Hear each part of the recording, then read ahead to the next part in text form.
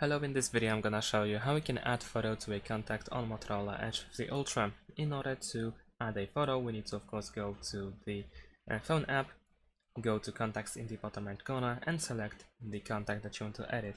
Now keep in mind that the contact has to be saved either on the phone storage on the device itself or on your Google account. If it's on the SIM card, then it will be not possible to change the photo. So now we need to tap on this pen at the top and we can press add picture over here in order to select the photo from our device. So we can go to camera in order to open the camera and take the picture, or we can go to gallery in order to choose a photo from our device that we already have. So let's say I'm gonna choose this one. We can of course adjust the photo. We can also rotate by using this button over here. And there we go.